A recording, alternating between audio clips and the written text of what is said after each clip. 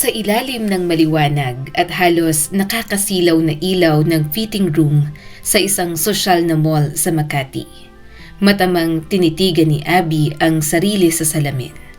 Tahimik, parang masyadong tahimik. Sa salaming yon, hindi lang damit ang sinusukat niya. Parang sinusukat din niya ang mga taon ng kanyang buhay. May mga bahagyang anino sa ilalim ng kanyang mga mata. May mga pinong guhit sa gilid ng kanyang labi at noo. Hindi ito halata sa unang tingin, lalo na kung maayos ang makeup at maayos ang buhok. Pero sa matapat na salamin ng dressing room, wala talagang maitago. Sa Sabado, magfo-47 na siya. 47, isang numerong ayaw niyang banggitin ng malakas. Sensitive para kay Abby ang edad. Matagal niya yung pinaghirapang itago. Hindi sa iba, kundi sa sarili niya. Regular siyang nagpapa-facial sa isang kilalang skin clinic sa Makati. Hindi siya nagtitipid sa mamahaling skincare. May personal trainer pa siya sa gym. Lahat ng yon para mapanatili ang ganda. Pero sa kabila ng lahat, sa kaibuturan ng puso niya, ramdam niya ang unti-unting paglapit ng katotohanan. Ang panahon, at ang takot na baka isang araw, bigla na lang mawala ang dalawang bagay na pinakamahalaga sa kanya. Ang kagandahan at ang kaligayahan. Tinitigan niya ang suot na damit. Isang eleganteng wine red na dress na bahagyang hapit sa bewang at maayos ang tabas sa balikat. Siguro sasabihin ni Carl na masyadong bata ang style nito. Saglit siyang napangiti. Pero ano ba, bagay naman sa akin, maganda pa rin ako. Oo, maganda pa rin siya. At alam niya yon. Ang asawa niyang si Carl ay 4 na taon na mas bata kesa sa kanya. 20 taon na silang kasal. 20 taon ng pagsasama. Sa mata ng iba, perpekto ang buhay nila. Maayos ang bahay sa isang eksklusibong subdivision sa Alabang. May negosyo, may kotse, may iisang anak na mabait at matalino. Hindi sila madalas mag-away. Walang eskandalo, walang kahihiyan. Pero may isang bagay na matagal nang nawawala. Ang apoy, ang init ng damdamin nila para sa isa't isa. Noong una, baliw na baliw si Abby kay Carl. Graduate lang noon si Carl sa isang state university. Scholar, simple, tahimik. Hindi boto ang mga magulang niya. Anak, siguraduhin mo lang na hindi pera natin ang habol niyan. Matigas ang tono ng nanay ni Abby noon. Sino ba yan? Isang probinsyanong nakatira sa dorm? Ikaw may sarili kang kondo. May magandang trabaho ka na. Sabi naman ng tatay ni Abby. Pero wala nang makakapigil kay Abby noon. Pag-ibig ang nanaig. Nahulog siya sa lalaking palaging may dalang mumurahing bulaklak galing sa palengke. Sa lalaking sumusundo sa kanya pagkatapos ng trabaho. Sa lalaking nagsusulat ng tula sa maliit na notebook. Hindi mayaman pero marangal. At higit sa lahat, masaya si Abby. Hanggang sa nabuntis na siya. Biglaan, hindi planado. Pero hindi niya kailanman naisip na ipalaglag ang bata. Sa isang seryosong family meeting, nagdesisyon ang mga magulang ni Abby. Kailangan magpakasal. Biglang nagbago ang tono nila. Mula sa pagdududa, naging pag-aalala sa reputasyon ng pamilya. Bongga ang kasal. Hotel reception, mahabang guest list. Tumutol si Carl. Gusto niya ng simple. Nag-offer pa siyang magpa-part-time sa gabi para siya ang magbayad ng singsing. Isa lang ang anak naming babae, sabi ng ama ni Abby. Hindi pwedeng basta-basta lang ang kasal. Pero iginiit ni Carl na siya ang bibili ng wedding rings.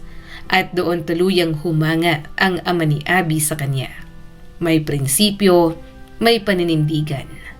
Nang ipinanganak si Lucas, doon naranasan ni Abby ang tunay na kaligayahan. Ang anak niya ang naging mundo niya. Pinahaba niya ang maternity leave. Ayaw niyang may makaligtaang sandali. Habang lumalaki si Lucas, bumalik siya sa trabaho. At doon, nagsimula ang mas malaking pangarap. Nagtayo sila ni Carl ng maliit na negosyo. Mga paninda para sa bata. Damit, laruan, school supplies. Si Abby ang may mata sa uso. Si Carl ang may galing sa pamumuno. Siya mismo ang nag-i-interview ng empleyado. Siya ang humaharap sa mga supplier. Sa loob ng ilang taon, lumaki ang negosyo. Naging chain ng children's stores. Matagumpay ang mag-asawa. Magpartner sila sa negosyo. Mga magulang na may malaking pangarap para sa kanilang anak. Halos perpekto. Pero nang maging 14 na taong gulang na si Lucas, may nagbago. Hindi na ganun tumingin si Carl sa kanya. Hindi na siya parang babae sa paningin ng asawa. Mas madalang ang lambingan. Mas malamig na ang usapan. May mga gabi na uuwi si Carl ng late na. Sinubukan ni Abby maghanap ng ebidensya. Sinubukan niyang hulihin, pero wala siyang makita. Maingat ba si Carl? O wala talagang ibang babae? Hindi niya alam. Ang alam lang niya, may kulang at masakit yon. Pagpasok niya sa edad na 40 pataas, mas lalo niyang naramdaman ang paglipas ng panahon. Nag-enroll sa gym si Abby.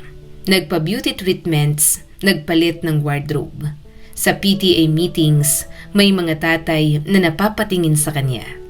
Pero hindi yun sapat dahil ang gusto niyang tingin ay ang tingin ng asawa niya. Nang mag-college na si Lucas at lumipat sa Maynila para mag-aral, doon niya tunay na naramdaman ang lungkot. Tahimik ang bahay. Mas madalas na nasa opisina si Carl.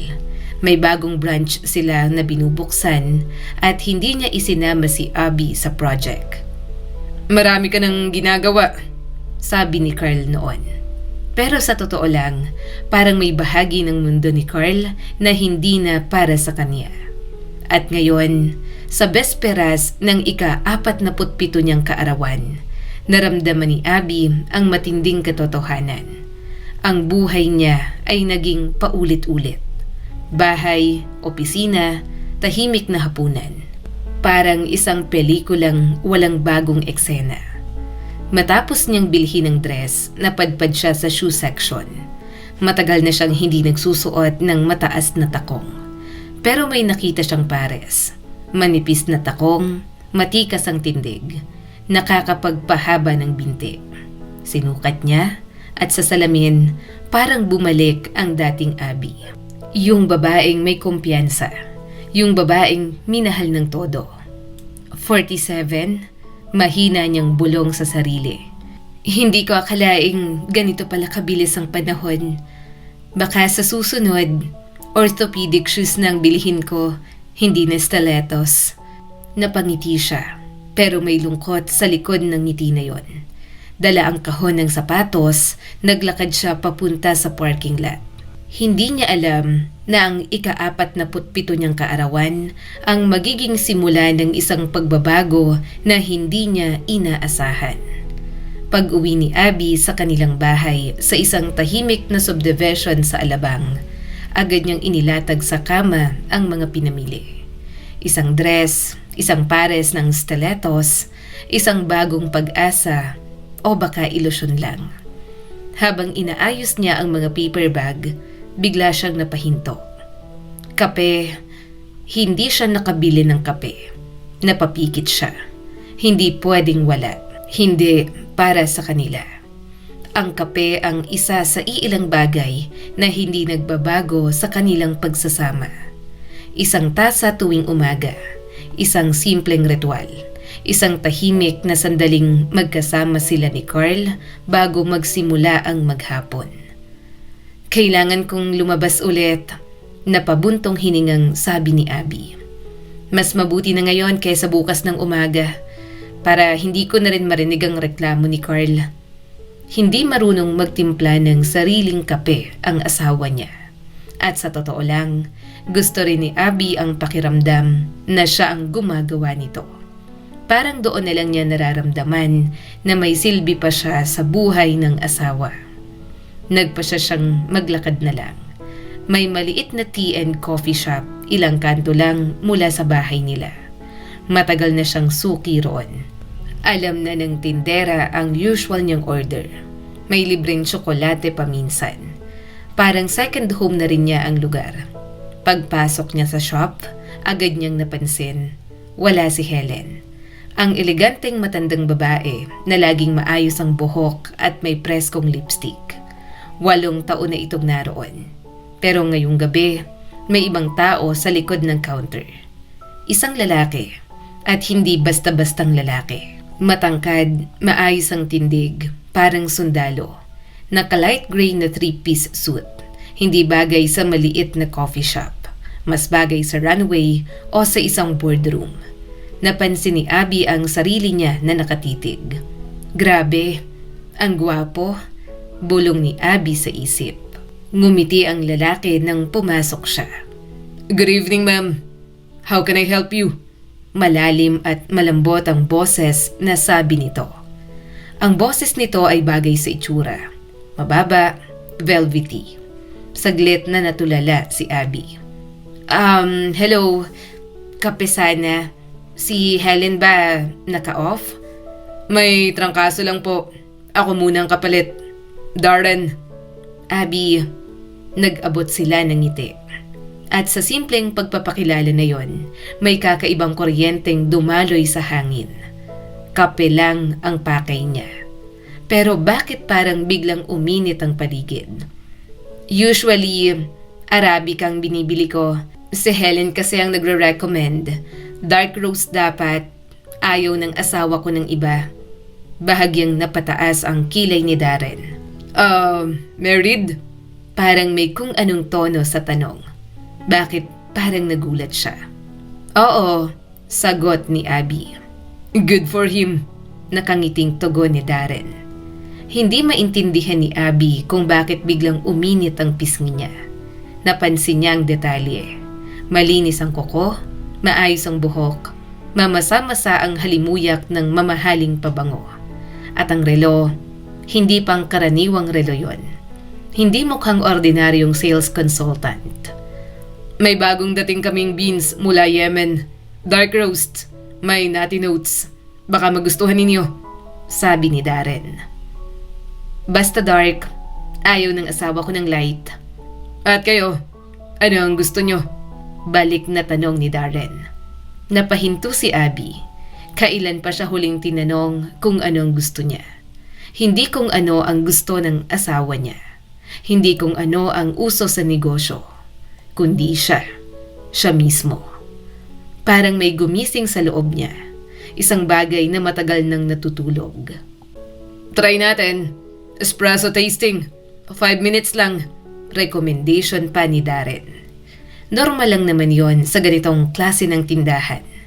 Pero bakit parang may kakaibang kahulugan? Hindi na siguro uuwi ng asawa ko. 5 minutes won't hurt.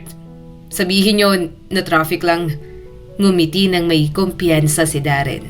Napakagatlabi si Abby. Hindi niya maintindihan kung bakit gusto niyang pumayag. Hindi naman siya ganito.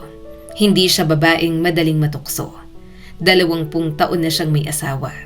Hindi siya kailanman tumingin sa ibang lalaki. Pero ngayong gabi, may bumubulong sa kanya. Isang espresso lang naman. Sige, mahina niyang sabi. Inanyayahan siya ni Darren sa likod ng shop kung saan naroon ang tasting area. Isang malaking chrome coffee machine ang kumikislap sa ilalim ng ilaw. Umupo si Abby sa isang komportableng upuan habang pinapanood ang lalaki sa harap niya. Ang paraan ng paggiling niya ng beans, maingat.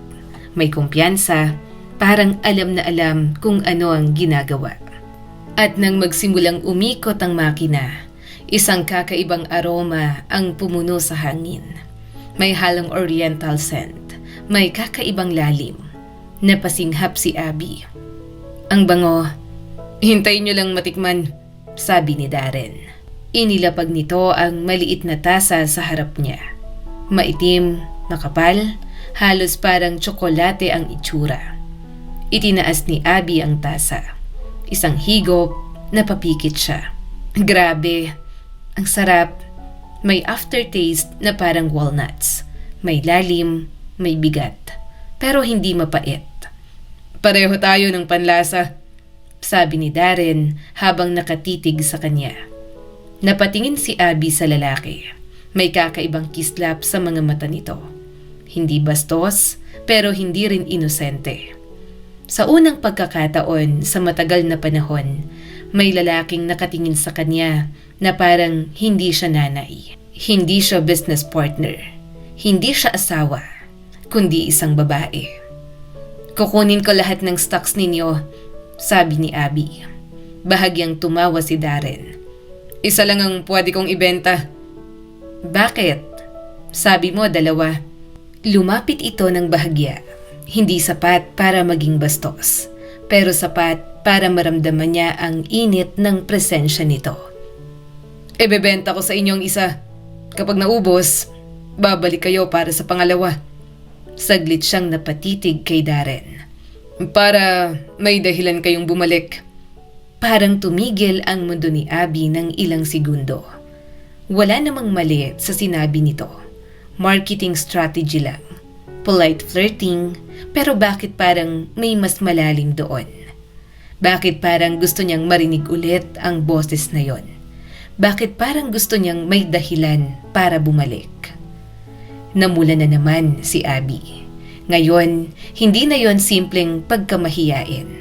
Tahasan na ang paglalambing ni Darren.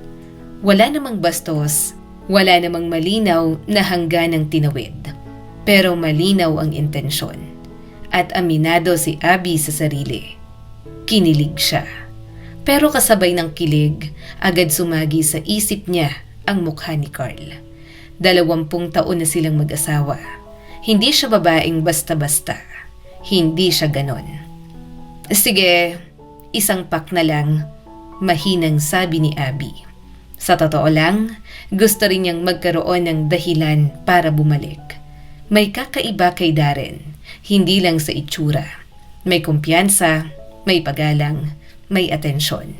Matagal nang walang lalaking tumingin sa kanya ng ganoon. Dito ka na ba nagtatrabaho ngayon? Hindi kita nakikita dati, tanong ni Abby. Bahagyang tumawa si Darren. Matagal na po ako dito. Hindi lang ako madalas sa counter. Parang may lihim sa ngiting yon. Magkikita pa kaya kami? Hindi niya alam kung bakit gusto niyang itanong yon. Pero hindi na niya kailangan.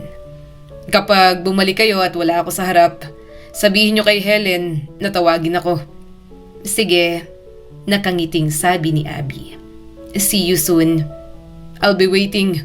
Mahina at halos pabulong na sabi ni Darren. Habang naglalakad pa uwi, hindi maalis sa isip ni Abby ang lalaki. Ang boses, ang titig, ang paraan ng pagsabi ng I'll be waiting.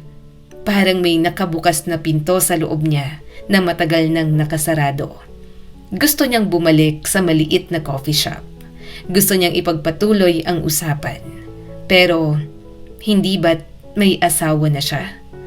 Pagpasok sa bahay, agad siyang sinalubong ng amoy ng sigarilyo. Hindi madalas manigarilyo si Carl. Ibig sabihin, nasa bahay na ito. At hindi maganda ang mood. Sa kusina niya ito nakita. Nakasimangot. Saan ka galing? Tanong ni Carl. Napahinto si Abby. Bihira itong magtanong ng ganoon. Mas madalas ay wala itong pakialam. Nakakalat pa ang mga pinamili mo. Hindi mo pa nga naayos. Masungit na sabi nito. Bumili lang ako ng kape. Naubos na. Defensive na sagot ni Abby. Kape? 1 oras para sa kape. 2 hakbang lang ang tindahan ah. Napatingin si Abby sa relo. 1 oras na pala siya? Hindi niya namalayan. Nakipagkwentuhan lang ako kay Helen. May bago raw kasing variety. Hindi niya alam kung bakit hindi niya sinabi ang totoo. Hindi naman niya kailangan magsinungaling. Pero sinabi pa rin niya. Inumin mo na lang yan. Itinulak ni Carl ang pakete ng kape. Nagulat si Abby, hindi sa pagtanggi, kundi sa tono. May galit, may hinala. Ganyan ka ba lagi? Pag walang asawa, lumalabas agad? Tanong pa ni Carl. Napakunot noo si Abby. Carl, ano ba ang pinagsasasabi mo? Alam kong umalis ka sa opisina 2 oras ng mas maaga. Napasinghap siya. Bumili ako ng dress. May time ako kaya sinamantala ko. Saglit silang nagtitigan. Parang may hindi sinasabing tanong sa pagitan nila. Sa loob ng 20 taon, mahina pero matatag na sabi ni Abby. May ginawa ba akong ikadududa mo? Tahimik si Carl. Nangyayari yan, Abby. May mga mag-asawang bigla na lang naghihiwalay.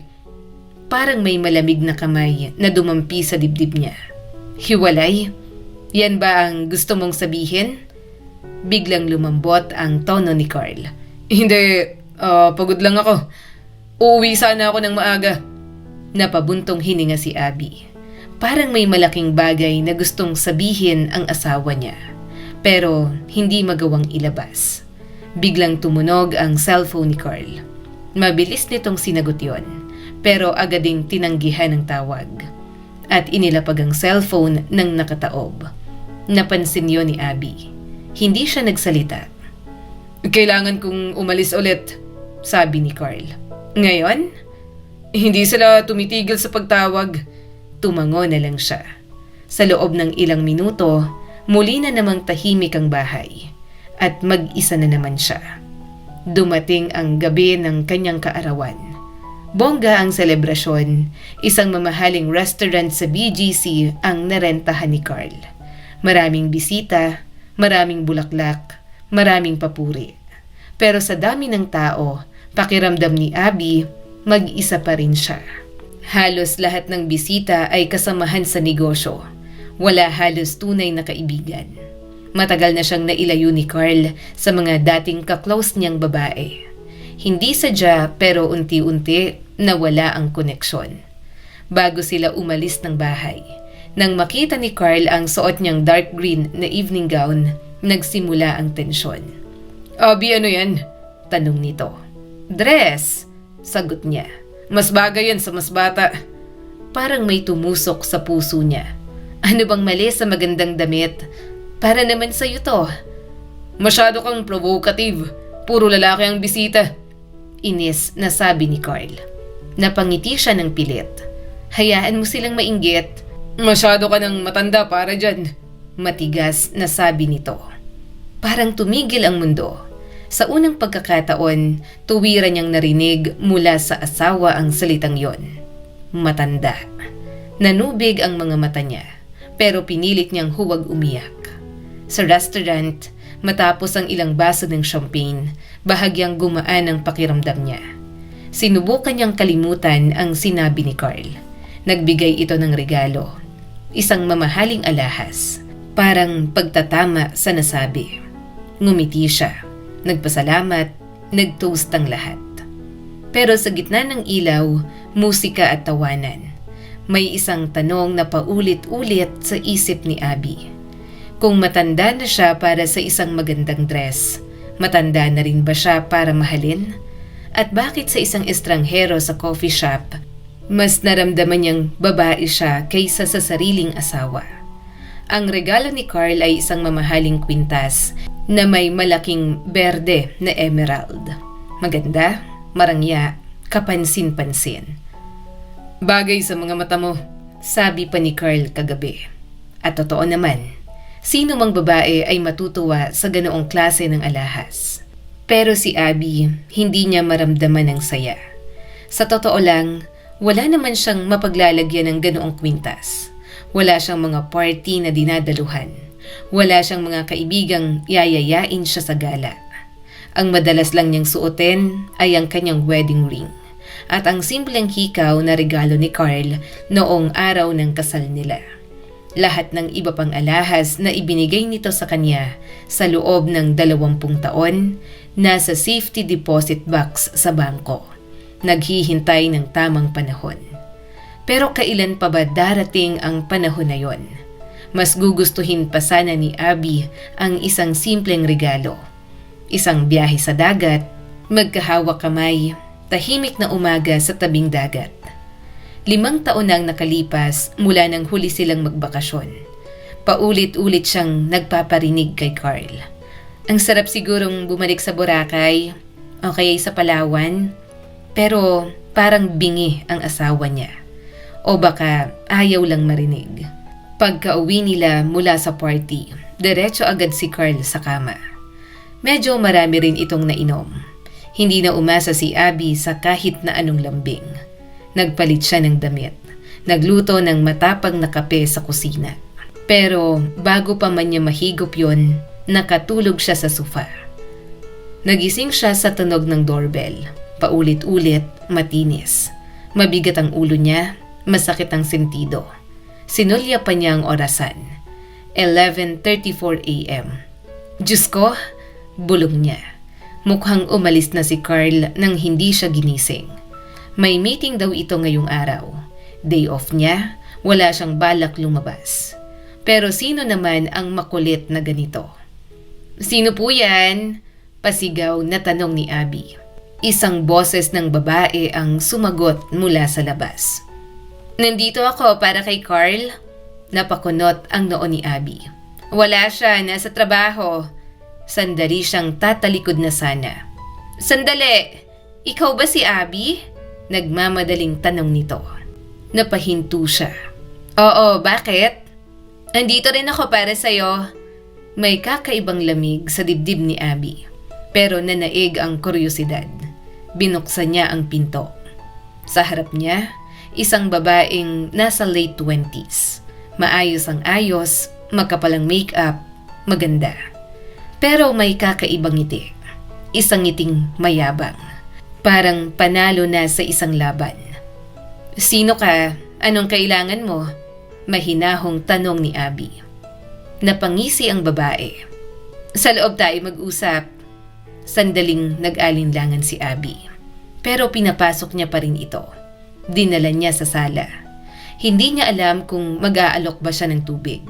May kung anong instinct ang pumigil sa kanya. Umupo ang babae. Naka-cross legs pa. Paikot-ikot ang hibla ng buhok sa daliri. Parang siya pa ang may-ari ng bahay. Pwede ba kitang tawaging Abby? Walang galang na tanong ng babae. Napairap si Abby sa loob-loob niya. Anong pangalan mo? Wendy. Ako si Wendy. Sandali itong tumigil. At pagkatapos, ako ang paboritong babae ni Carl. Tahimik ang sala. Parang huminto ang oras. Hindi na nagulat si Abby. Sa totoo lang, matagal na niyang nararamdaman. Late umuwi, biglang mood swings, may mga tawag na hindi sinasagot sa harap niya. Pero iba pa rin pala ang pakiramdam kapag may nagsabi na ng direkta. Talaga? Mahinahong tanong ni Abby. Ngumiti si Wendy. Matagal na kami. Hindi mo alam? Hindi sumagot si Abby. Hindi dahil wasak siya, kundi dahil wala siyang maramdaman. Bakit ka nandito? Mahinahon pa rin niyang tanong. Well, gusto ni Carl ng annulment. Matagal na niyang inihanda ang papeles. Mahina lang ang loob niya. Kaya ako nang nagsasabi. Annulment? Ang salitang yon ay parang malamig na tubig na ibinuhos sa kanya. Pero hindi siya sumabog, hindi siya sumigaw, at hindi rin siya umiyak. Sa tingin mo ba, seryoso siya? Bahagyang napangiti si Abby. Tumawa naman si Wendy. Family? Anong klaseng pamilya? Nakita mo na bang sarili mo? Sumikip ang dibdib niya. Matanda ka, gurang at nakaka-boring. Sinabi niya mismo na naahawa lang siya sa'yo. Pagkatapos ng trabaho, doon siya umuwi sa kondo ko. Hindi siya naboboard sa akin. Sa ibang pagkakataon, baka nasampal na niya ang babaeng to. Pero ngayon, parang may kakaibang katahimikan sa loob niya. Parang tapos na ang laban bago pa man magsimula. Binilhan niya ako ng kondo, mayabang na sabi ni Wendy. Hindi pa ba malinaw yon? Napatingin si Abby. Kondo? Isang buong apartment? Hindi biro ang halagang yon. Hindi yon simpleng regalo. May plano, may intensyon, at hindi niya alam. Napagtanto niya, hindi pala niya alam ang lahat tungkol sa buhay nila. Ipinagkatiwala niya ang pera kay Carl. Hindi siya mahilig magtanong. At ngayon, may kondo ang kabit. Matagal nang tahimik si Abby. Pinagmasdan niya si Wendy. Maganda, bata, ambisyosa.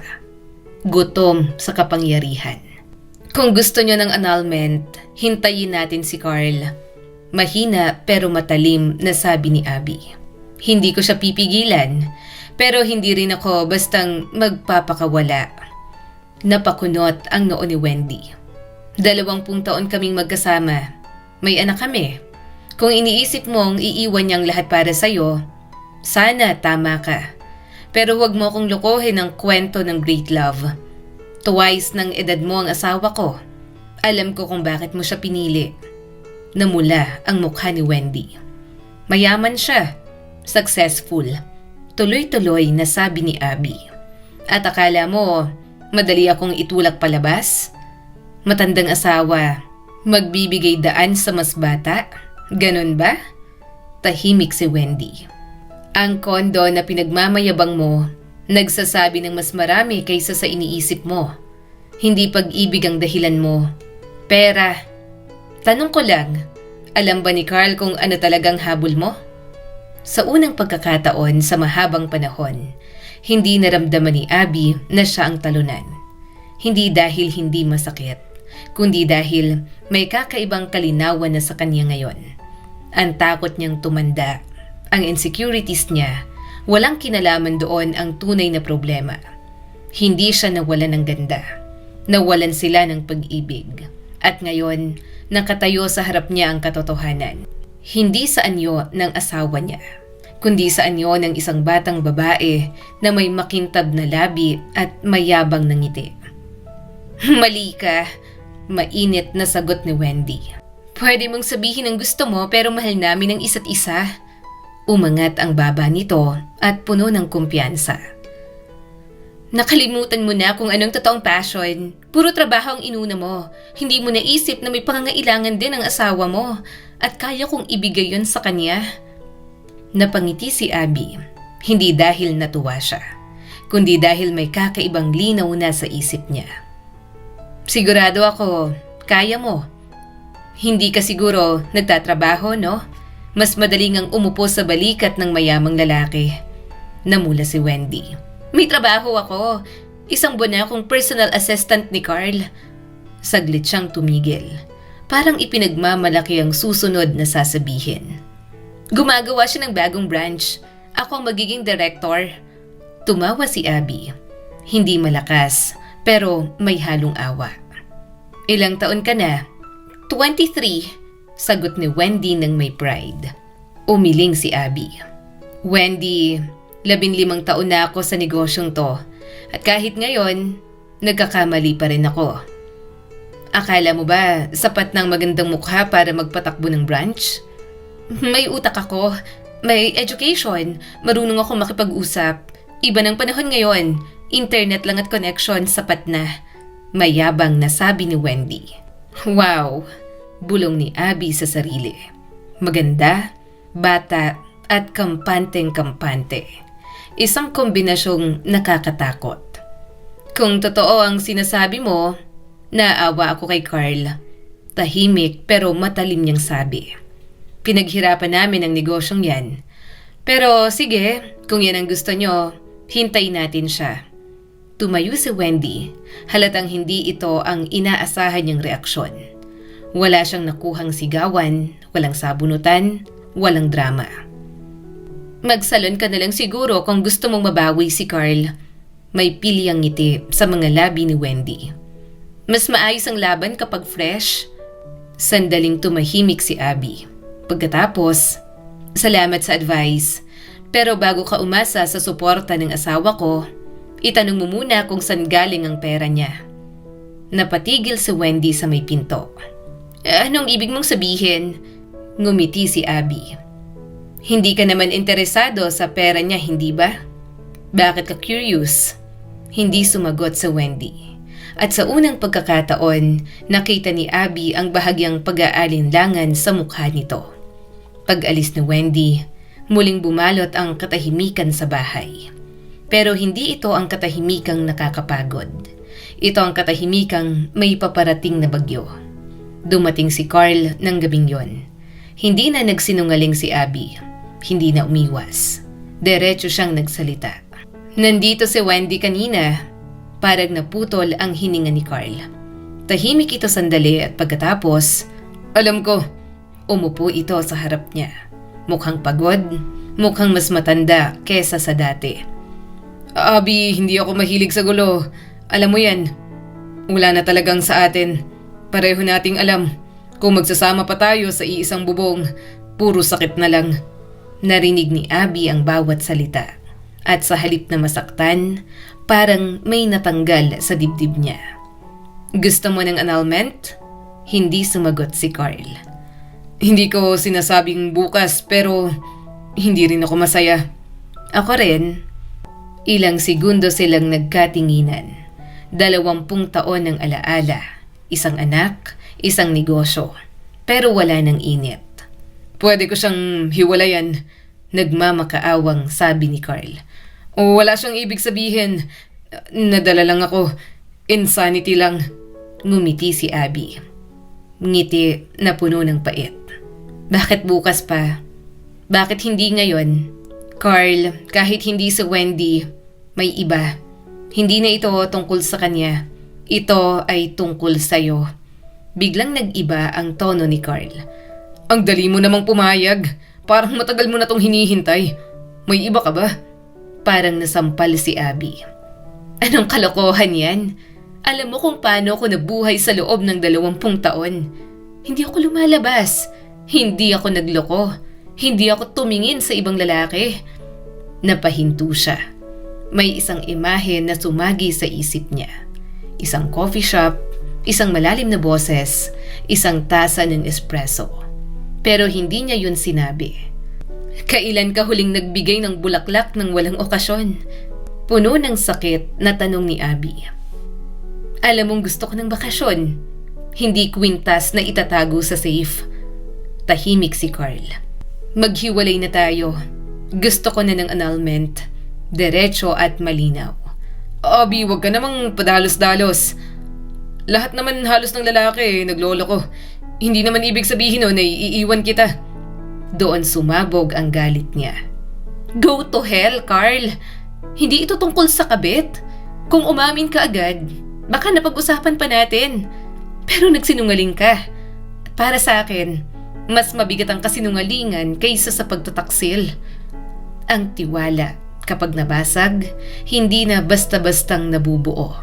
At sa gabing yon, tuluyan ang bumagsak ang natitirang pundasyon ng kanilang pagsasama. Ang negosyo? Tuloy lang. Ang apartment, sayo na. Lilipat ako sa kondo ng mga magulang ko. Wala namang nakatira doon. Hindi ako hihingi ng kahit na ano. Ayokong mawala ka. Nagmamakaawang sabi ni Carl. Tiningnan siya ni Abby. Kung ayaw mo, bakit ka sa iba naghanap ng init? Tahimik at walang sagot. Malamig na ako, Carl. Mapait niyang sabi. At ikaw rin. Nanlamig ka na. Isinara niya ang pintuan ng kwarto. At doon, sa wakas, umiyak si Abby. Hindi dahil sa kabit, kundi dahil sa 20 taon na natapos ng ganito lang. Kinabukasan, lumipat siya sa apartment ng mga magulang niya. Bitbit ang ilang damit, mahalagang dokumento, at ang wedding ring na hindi pa niya kayang hubarin. Napatingin siya sa abogado. Nag-file siya ng divorce, 2 buwan para mag-isip. Pero alam niya, wala nang babalikan.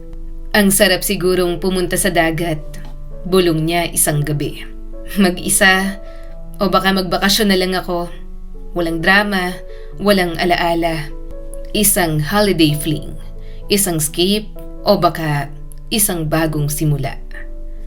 Kinabukasan, pumasok si Abby sa isang travel agency. At sa unang pagkakataon sa mahabang panahon, hindi para kay Carl, hindi para sa negosyo, kundi para sa sarili niya.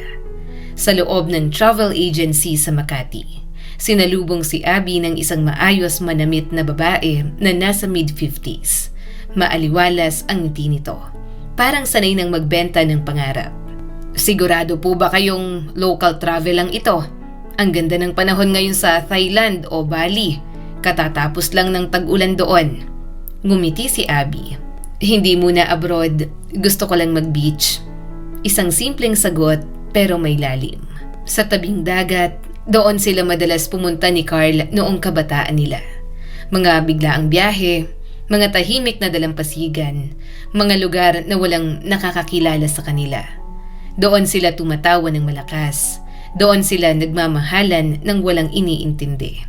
Bago pa dumating si Lucas. Bago dumating ang negosyo. Bago dumating ang distansya. May maire-rekomenda ho ako. Parang glamping style. Cozy pero high-end. Nasa isang tahimik na barangay sa tabi ng dagat. Private beach at konti lang ang guests.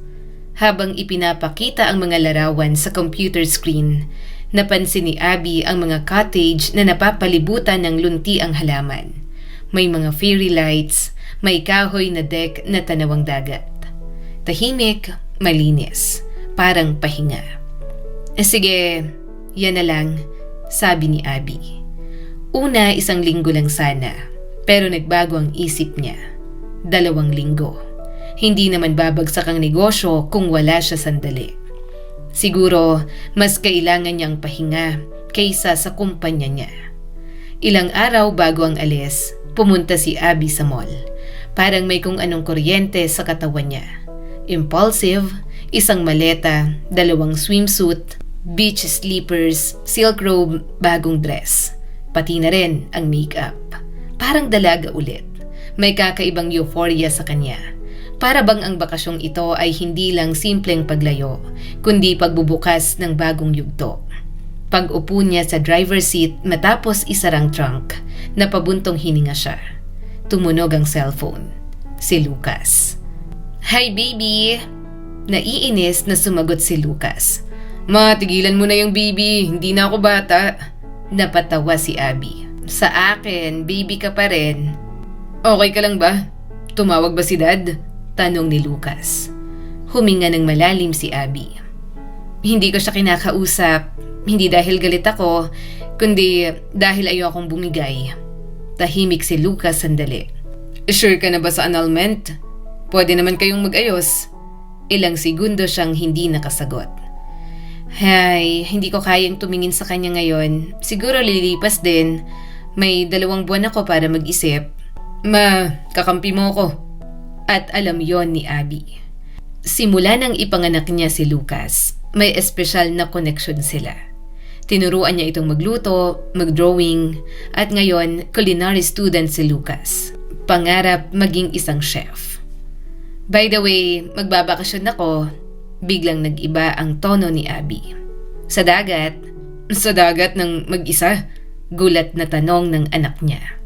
"Oo, mga 2 linggo?" "Ma, maboboard ka dun. Gusto katang samahan pero may klase kasi ako next week." "Kailangan kong mapag-isa para maayos ang isip ko. Huwag kang mag-alala, magpapadala ako ng pictures, anak." Nagpaalam sila sa isa't isa. At habang palabas siya ng parking lot, bigla siyang nakaramdam ng pananabik sa kape. Naalala niya, walang kape sa apartment ng mga magulang niya. At biglang pumasok sa isip niya ang isang tao. Isang lalaking may malalim na boses. Isang tasa ng espresso. Isang pack ng Yemeni Arabica na nakalaan para sa kanya. Parang hindi na niya napigilan ang sarili.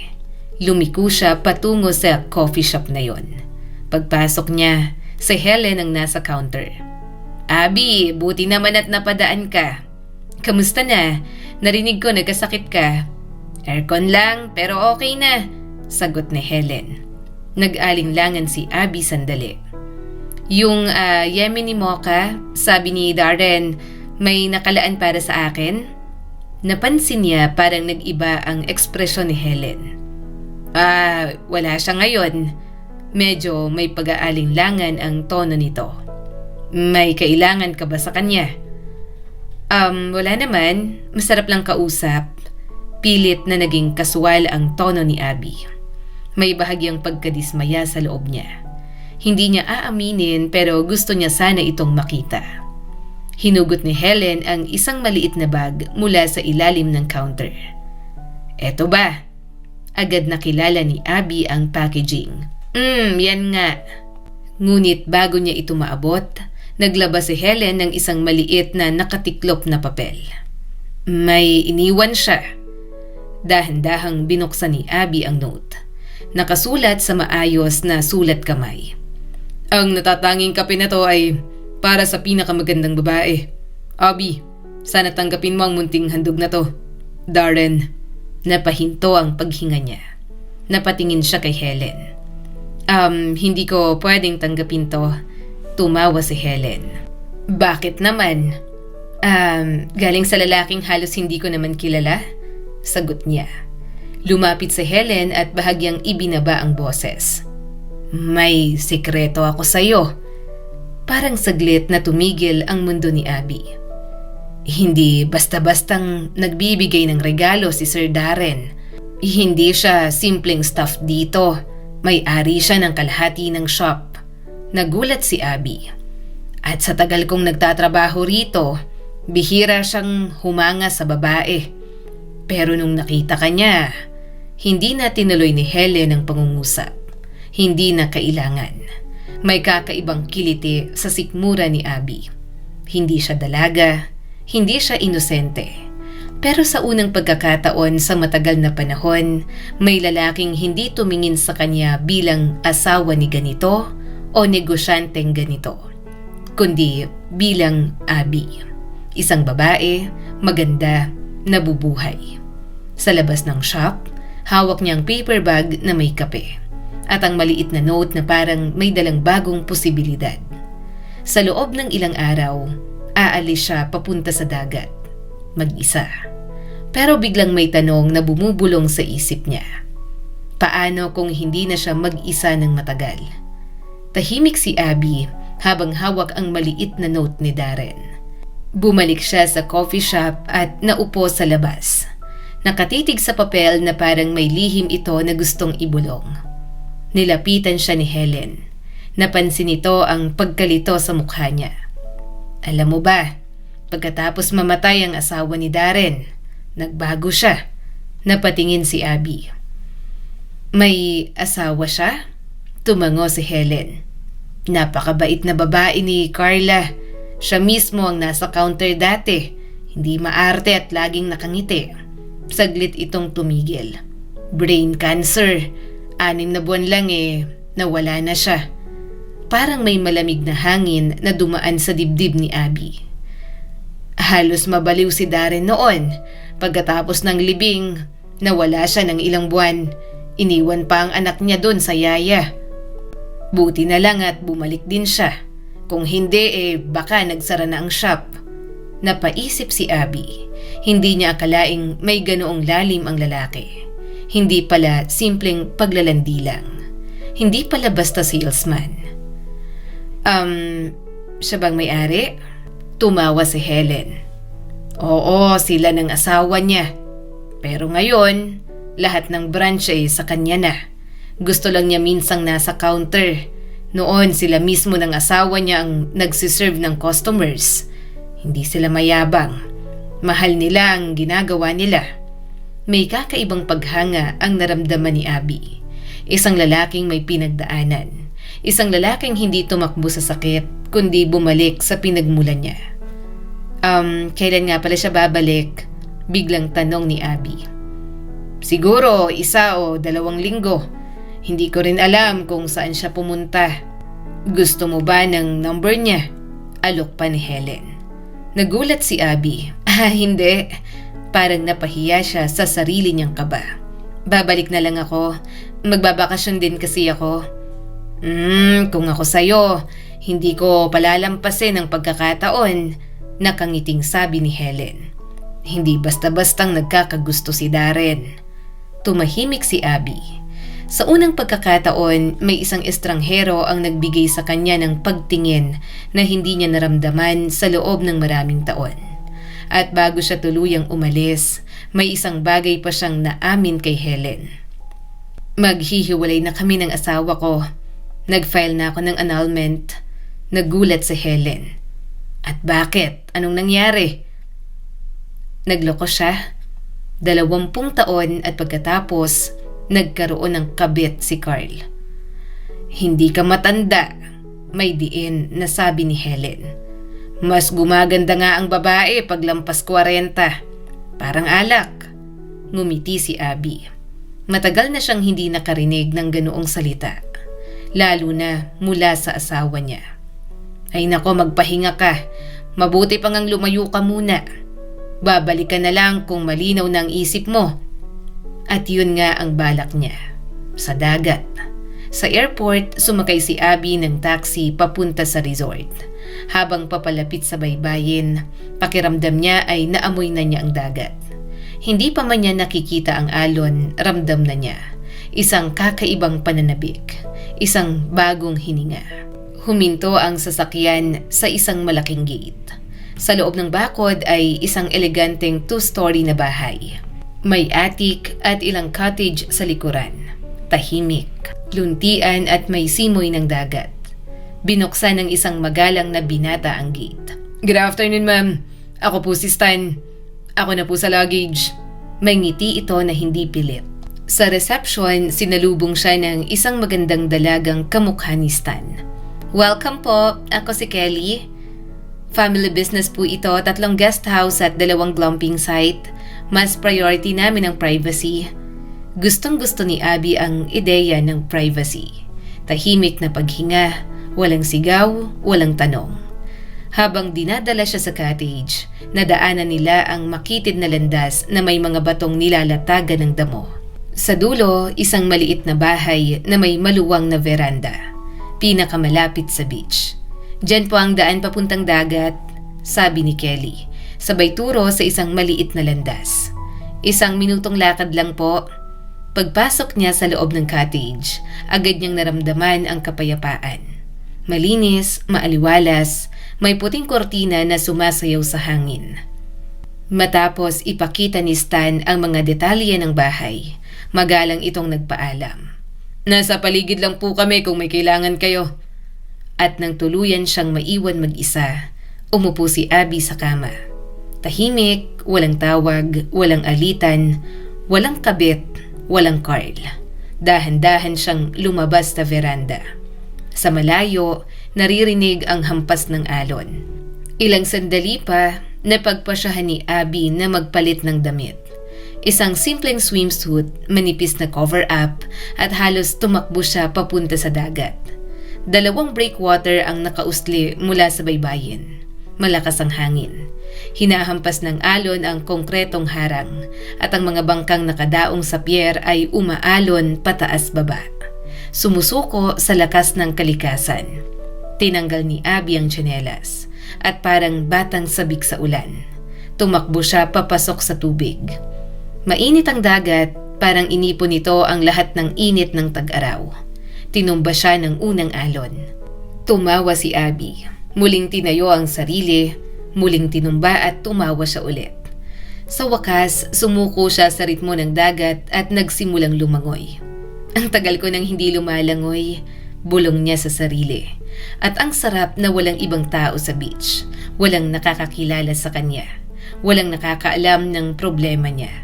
Matapos mapagod, bumalik siya sa pampang at humiga sa tuwalya. Dahan-dahang pinatuyo ng araw ang mga patak ng tubig sa balat niya.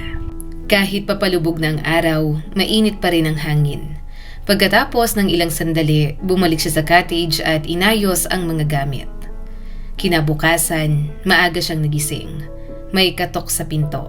Pagbukas niya, si Kelly ang nasa labas. May dalang tray ng almusal.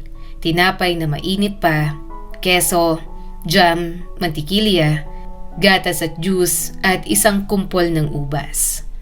Sa veranda niya yon kinain. Habang gumagawa ng sandwich, may narinig siyang kaluskos sa daanan papunta sa beach.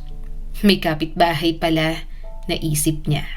Mula sa gilid ng bahay, tumakbo ang isang lalaki at may hawak na tuwalya. "Hello?" Nakangiting bati ni Abby. "Hi!" Lumapit ito, moreno, sun-kissed ang balat at may bukas na ngiti. "Ako si Mike." Inabot nito ang kamay. Mahigpit ang handshake at parang seryoso sa pakikipagkilala. "Ako si Abby. Magsiswimming ka?" "Oo, ang ganda ng dagat dito." Napansin ni Abby ang sigla ng bata. "Wala ka bang pasok?"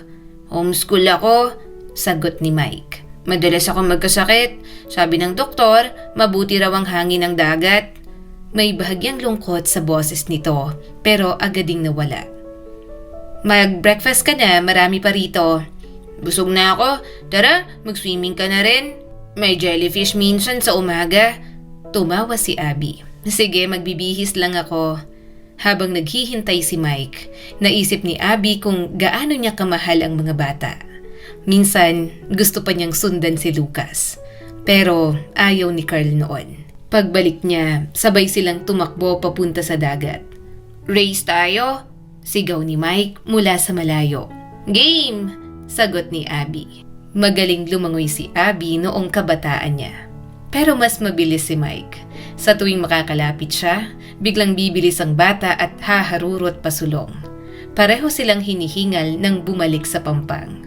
Humiga sila sa lounge chair, nakatalikod sa araw. "Sayang, walang seashells dito," sabi ni Abby. "Ganyan talaga rito," seryosong sagot ni Mike. "Pero may alam akong lugar kung saan marami." "Mag-bonfire tayo mamaya, ginagawa namin yun ni Daddy." Napangiti si Abby. "Sure ka bang okay lang sa daddy mo?" Oo naman, para sa akin, cool ka." Tumatawang sabi ni Mike. Napangiti si Abby. Nagtanong ulit ang bata. "May anak ka ba?" Si Lucas. Gusto niyang maging chef." "Wow!" Namanghang sabi ng bata. "Ako, marine biologist ang gusto ko." At doon nagsimulang magkwento si Mike tungkol sa dagat. Tungkol sa mga dolphin, tungkol sa kung paano minsan nakalapit sila sa bottlenose dolphins habang nasa bangka.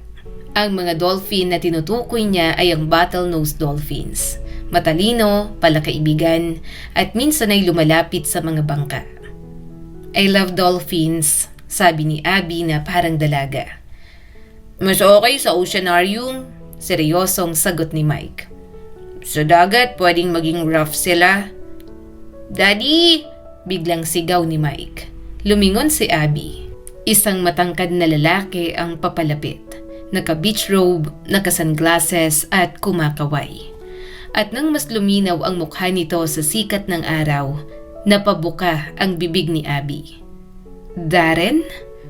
Anong coincidence to?" Nakangiting sabi ng lalaki. "Parang ikaw ang bago naming kapitbahay." Namula si Abby. "Good morning." "Vacation din?" Tanong ni Darren. "Oo." "Mag-isa?" Oo." Bahagyang ngumiti si Darren. "Kailangan nating ayusin yan. Si Mike at ako, isang linggo na rito. Miss na namin ang female company." "Magkakilala kayo?" Tanong ni Mike. "Oo." Sabay nilang sagot. Tumawa ang bata. "Kaya pala close agad kami." "Abby, dapat sumama ka sa bonfire mamaya." "Dad, ang galing niya mag-swim." "Pero nanalo ako." Sa gabing yon, nagtipon sila sa dalampasigan. Si Darren ang nag-ayos ng bonfire gamit ang tuyong kahoy na inanod ng alon. Mabilis na sumiklab ang apoy. Ang mga spark ay sumasayaw sa dilim habang lumulubog ang araw sa horizon. Nagluto sila ng marshmallows. Nagkwento si Darren ng mga nakakatuwang alaala sa kabataan niya. Si Mike ay tumatakbo sa buhangin, may hawak na sparkler. Sa gitna ng apoy at alon, may kakaibang kapayapaan sa puso ni Abby. Hindi ito ang pamilya niya. Hindi niya sila kilala ng lubos. Pero ang init ng ama at anak na ito ay totoo. Natural. Pagkatapos maubos ang huling marshmallow, humikab si Mike. Inihatid siya ni Darren sa cottage. Makalipas ang ilang minuto, bumalik ito. May dalang 2 malambot na kumot at isang bote ng alak. Tulog ng bata, nakangiting sabi ni Darren. Tablet muna pero siguradong makakatulog din agad. Para to sa atin. Itinaas niya ang bote ng wine. Magstay pa tayo sandali. Sa liwanag ng apoy at sa ilalim ng mga bituin, 2 taong parehong sugatan, parehong tumatakas sa nakaraan at parehong natatakot umasa ang muling nagkaharap. At ngayong gabi, hindi lang dagat ang humahampas sa puso ni Abby, kundi posibilidad. Marahang inilagay ni Darren ang isa sa mga kumot sa balikat niya.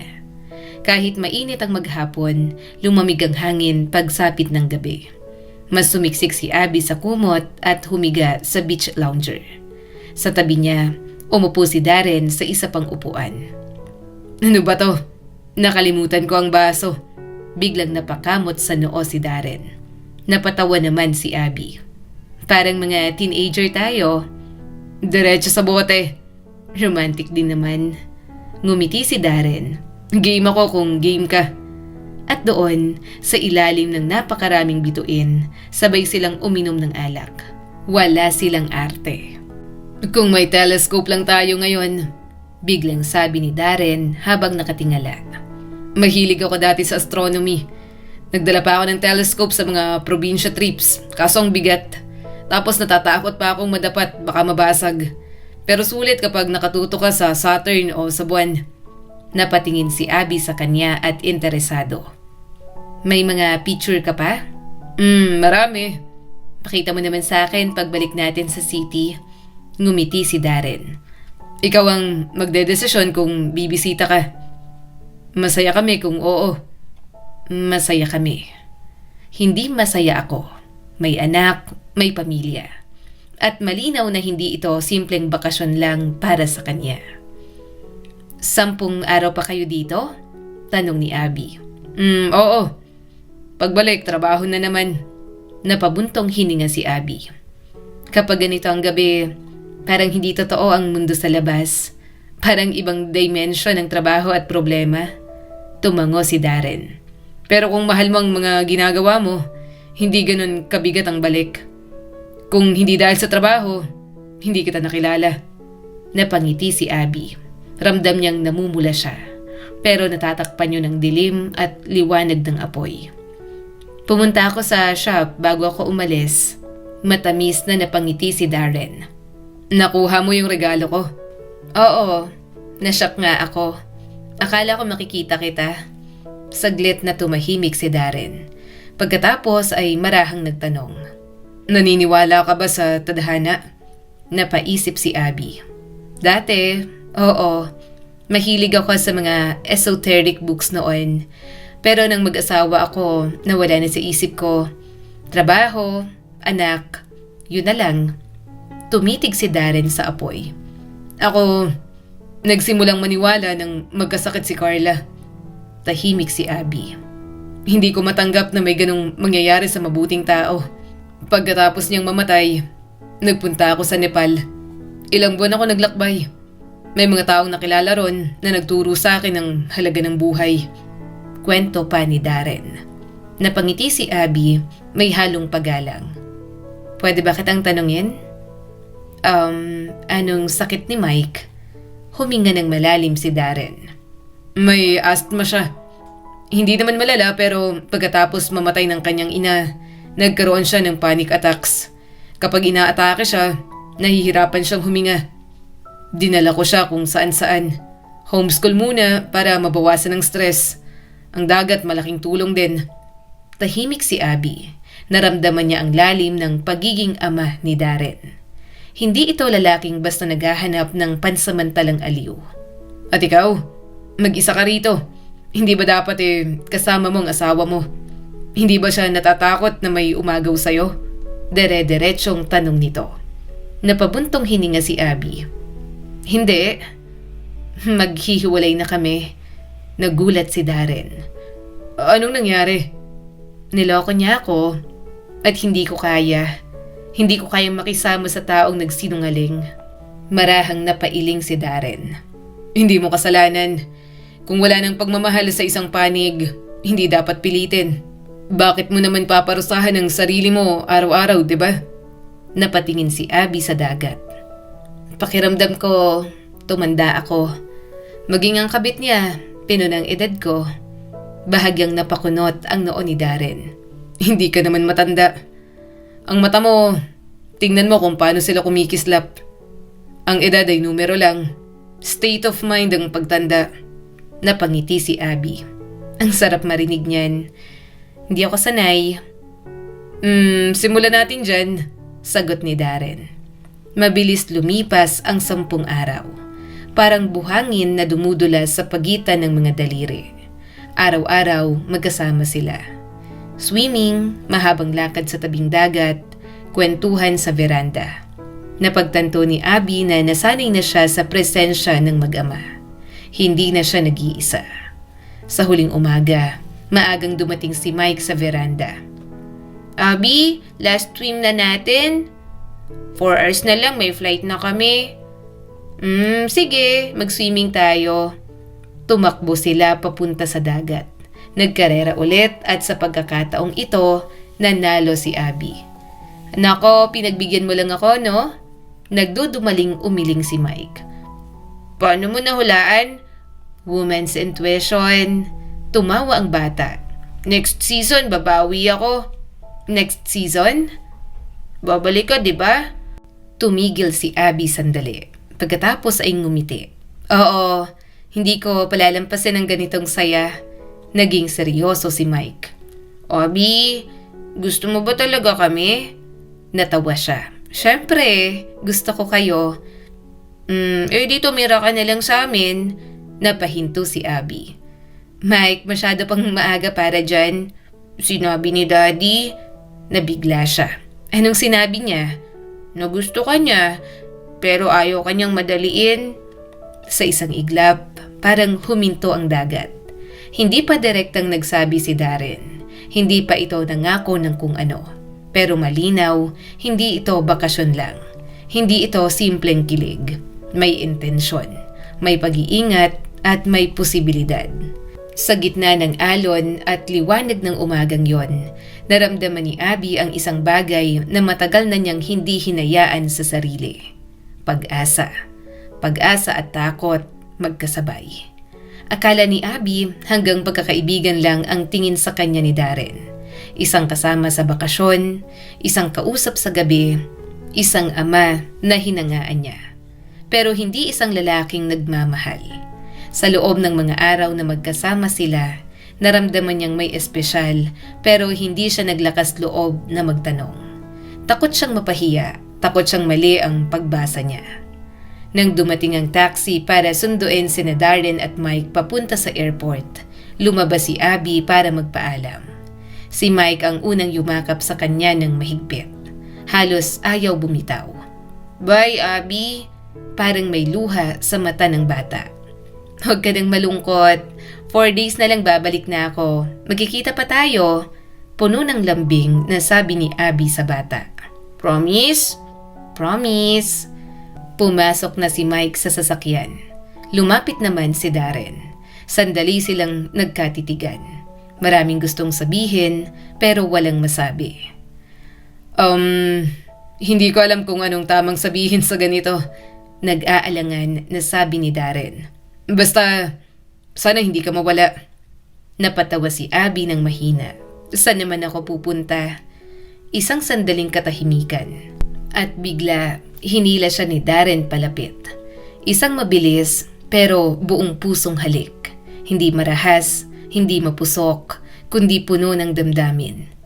Nanlamig ang katawan ni Abby sa unang segundo. Pero agad siyang tumugon.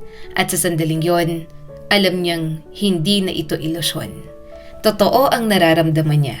Walang salita, sumakay si Darren sa taxi. At iniwan si Abby na nakatitig sa papalayong sasakyan.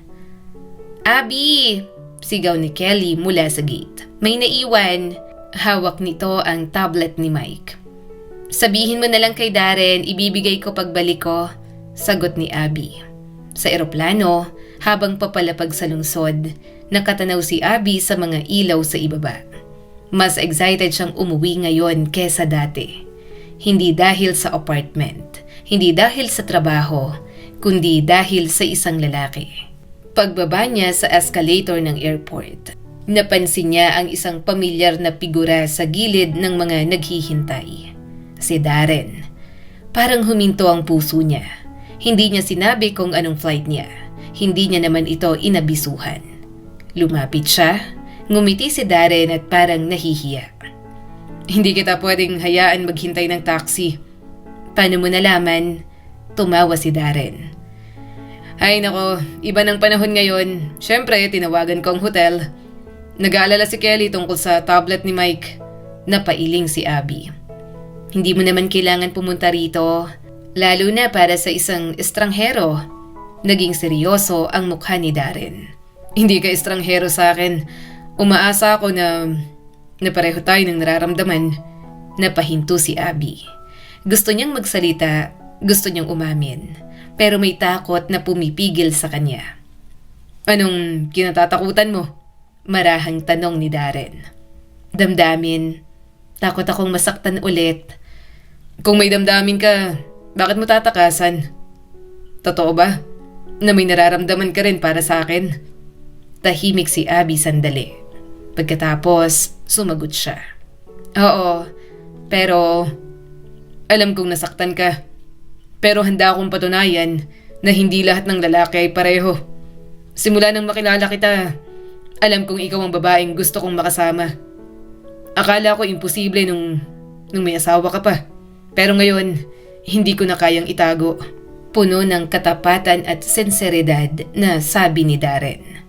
Napaluha si Abby. Hindi siya sanay makarinig ng ganoong salita. Hindi sa ganitong linaw, hindi sa ganitong kasiguruhan. Darren, seryoso ka ba? Posible bang mahalin ang isang tao ng ganito kabilis? Mas mabilis pa, sagot niya. Isang babae lang ang minahal ko sa bawat yugto ng buhay ko. Noon si Carla, ngayon ikaw. Natigilan si Abby. Parang hindi ka panipaniwala. Pero ang paraan ng pagsasalita ni Darren, walang pag-aalinlangan, walang drama. Tapat. Hindi kita pinipilit. Marahang dagdag ni Darren. Hindi ko hinihinging sagutin mo ako ngayon. Pero alam ko ang nararamdaman ko. Mahal kita, Abby. Matagal siyang hindi nakarinig ng salitang yon. Akala niya'y hindi na niya maririnig ulit. Hindi presumption ang nararamdaman mo. Gusto rin kita. Bilang isang may asawa, dapat pinigil ko yon. Sa coffee shop pa lang. Pero ngayon naiintindihan ko, baka nangyari ang lahat para magkita tayo. Pag-amin naman ni Abby. Napangiti si Darren. Naniniwala ka na sa tadhana? Oo, pero natatakot pa rin ako. Lumapit si Darren. Inilagay ang braso sa balikat niya. May oras ka. Hindi kita mamadaliin. Ang desisyong to dapat galing mismo sa'yo. Hinila niya si Abby at marahang hinalikan sa noo. Sa yakap na yon, naramdaman ni Abby ang isang bagay na matagal nang nawala sa kanya. Pakiramdam na siya ay pinipili, hinahangad at minamahal. Matapos ang ilang sandali, magkasabay silang naglakad papunta sa parking lot. Hindi pa malinaw ang hinaharap, hindi pa tapos ang proseso ng annulment, hindi pa sigurado ang lahat. Pero sa gabing yon, hindi natakot ang nangingibabaw sa puso ni Abby, kundi pag-asa. Mabilis nagmaneho si Darren pauwi kay Abby ng gabing yon. Bago siya bumaba ng sasakyan, kinuha niya ang kamay ni Abby. Promise mo, tatawag ka bukas ng umaga. Ngumiti si Abby. Promise. Hindi niya alam na ang simpleng pangakong yon ay magiging napakahalaga.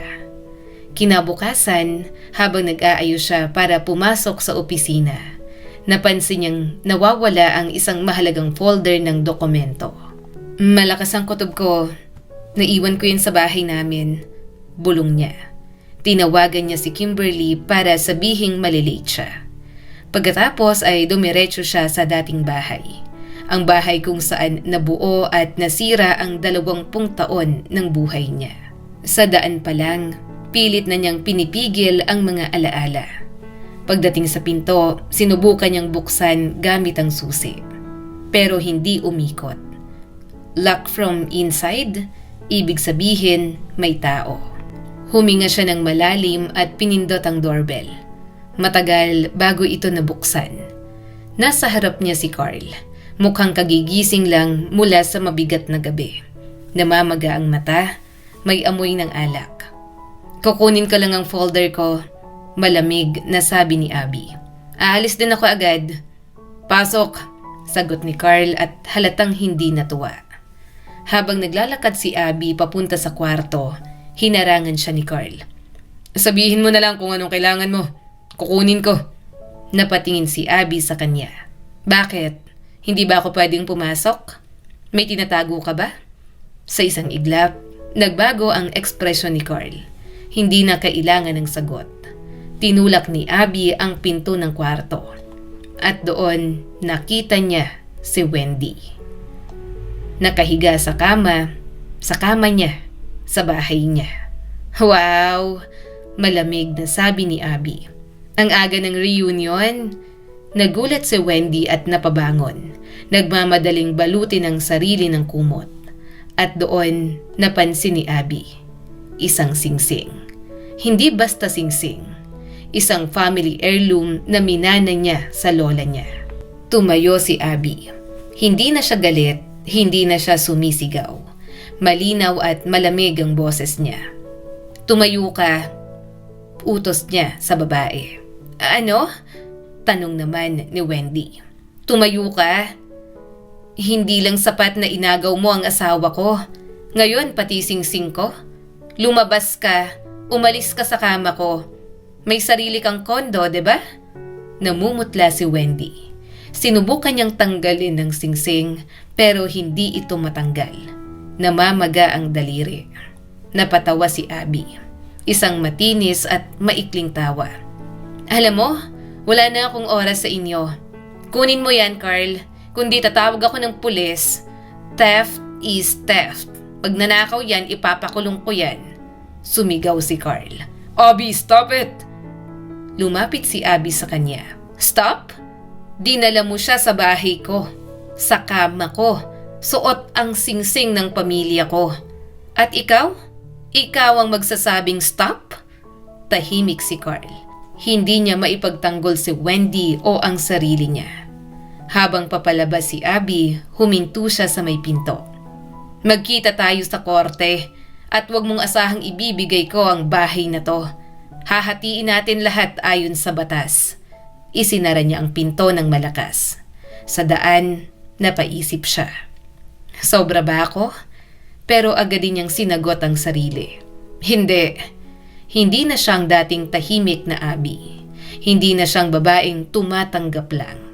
Sa opisina, parang walang nangyari. Diretso siya sa trabaho. Meetings, emails, reports. Pero pagsapit ng gabi, may naalala siya. Hindi pa siya tumatawag kay Darren. Agad niyang i-denial ang number. Walang sagot, naka-off ang cellphone. Tinawagan niya ulit, pero wala pa rin. Hanggang gabi, wala. Hindi niya makontak. Kinabukasan, pagkagising, tinawagan niya ulit, pero naka-off pa din ang cellphone. Isang malamig na pakiramdam ang gumapang sa dibdib niya. Hindi na siya mapakali. Tinawagan niya si Mike. Hello? Mahina ang boses at nanginginig na sagot ng bata. Mike, si Abby to. Hindi ko matawagan ng daddy mo. Okay ba kayo? May katahimikan sa kabilang linya. Pagkatapos, Abby, na-accident si daddy kahapon. Nasa ICU siya. Parang nawala ng tunog ang mundo. ICU? Accident? Mike? Hello Mike, nasan ka? Nandito sa bahay. Hindi ko alam kung anong gagawin. Gusto kitang tawagan kahapon pero wala ako ng number mo. Narinig ni Abby ang hikbi ng bata. Mike, makinig ka. Pupunta ako ngayon. Huwag ka nang umiyak. Pupunta ako, okay? Hindi na niya inisip kung ano ang suot niya. Hindi na mahalaga ang opisina. Hindi na mahalaga ang oras. Tumakbo siya palabas ng apartment. Pagdating niya sa address na ibinigay ni Mike, binuksan agad nito ang pinto. Namumugto ang mata, nanginginig ang labi. Niyakap ni Abby ang bata ng mahigpit. Salamat, dumating ka. At sa yakap na yon, hindi na lang ito tungkol sa isang lalaki. Hindi na lang ito tungkol sa pag-ibig, kundi tungkol sa isang batang natatakot mawalan muli ng magulang. At sa babaeng hindi pa handang mawalan muli ng pag-asa. Mag-isa lang ako ngayon, mahinang sabi ni Mike habang nakayakap kay Abby. Si Helen nasa ospital, pinagstay niya ako dito sa bahay. Hinaplos ni Abby ang buhok ng bata. Hindi ka na mag-isa, sasamahan kita. Pupunta tayo sa ospital. Sa biyahe, nanginginig ang boses ni Mike habang nagkakwento. Nasa daan daw ang daddy niya pauwi nang may bumangga sa side ng kotse niya. Tinawagan siya ng pulis tapos dumating si Helen. Biglang napahinto ang bata sa pagkukwento. Paano kung mamatay si daddy? Parang may kumuyom sa dibdib ni Abby. Naalala niya ang sinabi ni Darren noon. Ang matinding emosyon ay maaaring mag-trigger ng asthma attack ni Mike. At tama nga, biglang humahabol ang hininga ng bata. Mike, breathe. Asan ang inhaler mo? Mahigpit pero mahinahon niyang tanong. Nanginginig ang kamay ng bata habang hinahalungkat ang bulsa. Nang makita ang maliit na canister, mabilis siyang suminghot ng gamot. Unti-unti, bumalik sa normal na paghinga. Huwag kang matakot para sa akin, bulong ni Mike. Sanay na ako. Nung mamatay si Mommy, akala ko hindi ko kakayanin. Pinisil ni Abby ang kamay niya. Huwag tayong mag-isip ng masama. Magagaling ang doktor at mahal ka ng daddy mo. Hindi na gustong makita kang natatakot. Pagdating nila sa ospital, halos walang tao sa daan. Sa lobby, agad nilang nakita si Helen. Namumugto ang mata, halatang magdamag na hindi natulog. Abby, Mike, operation na naman si Darren. Malaki ang nawalang dugo. Rare ang blood type niya at halos wala dito. Napaupo si Abby. Anong blood type? O negative. Parang nanlamig ang buong katawan ni Abby. Unti-unti siyang tumayo. Tawagin natin ang doktor. O negative din ako. Nagkagulo sa reception. Mabilis na dumating ang mga doktor at nurse. Are you a relative? Tanong nito. Oo, sagot ni Abby nang walang pag-aalinlangan. Sa sandaling yon, hindi na mahalaga kung ano ang label nila. Ang mahalaga, mabuhay si Darren. Ilang oras ang lumipas matapos ang transfusion. Nasa ICU pa rin si Darren. Pinauwi ng doktor sina Helen at Mike pero tumanggi si Abby. Siya ang naiwan sa lobby. Paminsan-minsan napapapikit siya sa pagod. Nanaginip siya ng madilim na eksena. Parang may mga tentacle na humihila kay Darren palayo sa kanya. Sumisigaw ito. Abby! Abby! Nagising siya sa marahang tapik ng doktor. Abby, nalipat na siya sa regular ward. Pwede mo siyang makita pero saglit lang. Sige po, salamat. Sa loob ng silid, mahina ang ilaw. May benda ang ulo ni Darren. May cast ang braso. Namamaga ang ilong. Pero buhay. Umupo si Abby sa tabi ng kama at hinawakan ang kamay niya. Dahan-dahang nagmulat si Darren. Ngumiti ito. Abby, napaluha siya. Nandito ako. Hindi ako mabubuhay kung walang donor. Mahina ang boses. Rare ang dugo ko. Okay na, bulong ni Abby. Ligtas ka na. Basta nandito ka. Mahinang ngumiti si Darren. At sa simpleng pangungusap na yon, ramdam ni Abby ang lalim ng koneksyon nila. 2 linggo ang lumipas. Nakadischarge na si Darren kahit may cast pa ang braso. Araw-araw mula trabaho, dumediretso si Abby sa bahay niya. Sa Helen ay pansamantalang namahala sa coffee shop. Minsan nga ay mas maayos pa raw ang kita. Sa bahay, si Abby ang nag-aasikaso. Pagkain, gamot, kwentuhan. Sa bawat araw na kasama niya si Darren, mas malinaw sa kanya. Ito ang gusto niyang buhay. Isang gabi, sinabi ni Abby kay Lucas ang lahat. Galit na galit ang anak niya. Ma, aalisin ako ni Dad sa management. Ibibigay ko sa kanya yung bagong branch lang. Lucas, nahihiyang sabi ni Abby. Ayaw niyang maghigante, pero may punto ang anak niya. Si Dad ang naglagay ng kumpanya sa pangalan ko. Ngayon ko lang naintindihan kung bakit. Kung hindi, kalahati ang mapupunta kay Wendy. Napabuntong hininga si Abby. Gawin mo kung ano ang tama. Para sa akin ay tapos na ang lahat. Sa courthouse, kalmado si Abby. Handa na siya. Nakita niya si Carl sa bench ng mag-isa. Mag-isa ka ngayon? Malamig niyang tanong. Tinawagan ako ni Lucas. Tinanggal niya ako sa management. Oh, anong kinalaman ko? Sagot ni Abby. Adult ng anak ko. Betrayal has consequences. Abby, pwede pa naman tayong mag-aayos. Naghiwalay na kami ni Wendy. Narealize ko na ikaw pa rin. Napatawa si Abby. Iniwan ka niya nang malaman niyang wala kang makukuha. Hindi mo ako kailangan. Masaya na ako. May lalaki ka na ba?